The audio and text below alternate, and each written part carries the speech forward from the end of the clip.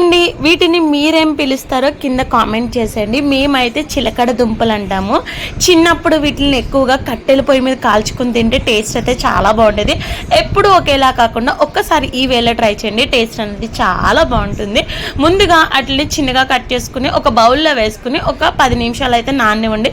దానికి ఉన్న డస్ట్ అంతా పోయిన తర్వాత నీట్గా 2 times వాటర్తో వాష్ చేసుకుని వెడల్పుకున్న బౌల్ తీసుకుని అందులో ఈ చిలకడ దుంపలను వేసి అలాగే కొంచెం వాటర్ని చిలకరించి 2 స్పూన్స్ బెల్లం వేసుకుని 1 స్పూన్ నెయ్యి కానీ 1 స్పూన్ ఆయిల్ కానీ వేసి మూత పెట్టుకుని సిమ్లో నెమ్మదిగా కుక్ చేసుకోండి. వాటర్ అంతా డ్రై అయిపోయి మనకి ఫోక్ స్పూన్ గుచ్చు కానీ ఇలా ఈజీగా గుచ్చుకున్నప్పుడు స్టవ్ ఆఫ్ చేసుకుంటే సరిపోతుందండి. టేస్ట్ అయితే చాలా బాగుంటుంది.